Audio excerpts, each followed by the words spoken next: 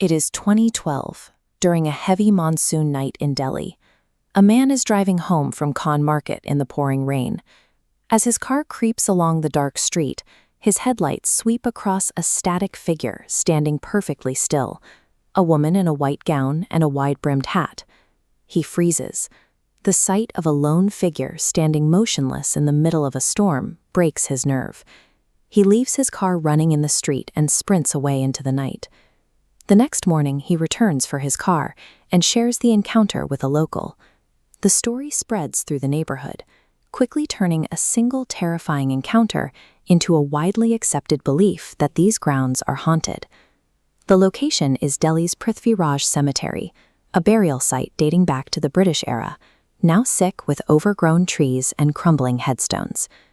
This rising public fear creates a specific mystery.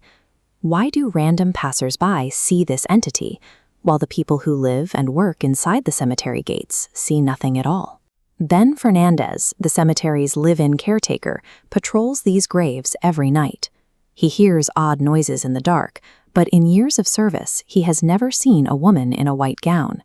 Seeking an explanation, Fernandez brings his concerns to the Indian Paranormal Society and its lead investigator, Gaurav Tiwari. Tiwari approaches the case as a logical investigator. He leaves traditional exorcism to others. His priority is to find scientific or psychological explanations for these reported anomalies. Tiwari enters the cemetery at night with a 6-person technical team. They deploy electromagnetic meters and audio recorders at known hotspots to gather raw data. This investigation examines the tension between verifiable technological data and subjective human terror. The team's tech expert, Raj, begins with a meteorological theory.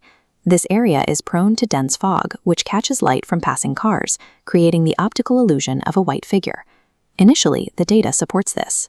All technical equipment, from EMF meters to the EVP recorders, shows a flat baseline with 0 anomalies.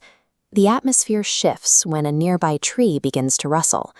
Gaurav calls out to the empty space, and he hears a disembodied voice respond with a clear, single word: yes. To confirm the presence, Gaurav uses the EMF meter for binary communication. He asks if the entity is female, and the meter beeps twice. He asks if she is the lady in white, triggering another deliberate spike. The fog theory fails to account for these direct, timed responses. The investigation moves from passive recording to an active dialogue with the presence. While the main group moves forward, Artika, a writer covering the team, falls behind near the perimeter with a teammate named Anshul. Artika experiences a sudden physical reaction: heavy sweating, difficulty breathing, and the distinct sensation of someone standing immediately behind her. She tries calling out to Anshul for help, but he ignores her, walking away into darkness. A voice directly behind Artika asks, "Did you hear that?" She turns around and faces the woman in the white gown. Artika runs back to the main group and confronts Anshul for leaving her alone. However, Anshul had been standing with Gaurav the entire time. He was never at the perimeter. The entity bypassed their technical sensors entirely by manipulating Artika's internal perception and isolating her completely with a psychological illusion. At dawn, the team regroups at a local tea stall to review their findings. Gaurav finds a single frame on his camera showing a woman in a white gown. Artika confirms it is the exact figure she encountered. Gaurav reviews the cemetery's earliest history, looking for a match for the woman's era-specific clothing. Records show that the first burial in the cemetery took place in 1940. The name on that first headstone is Mary. By matching the clothing in the photograph to the 1940s burial records, the team identifies the figure as Mary, the woman who has occupied these grounds since the cemetery was founded. This explains why Fernandez never saw the spirit. Mary acts as a guardian of the grounds.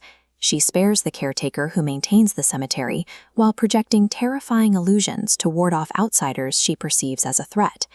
This case supports Tiwari's core theory. Where science finds a logical answer, ghosts are absent. But when an entity truly exists, it can defy the laws of science entirely. Have you ever encountered a place where local history and personal experience defy scientific explanation?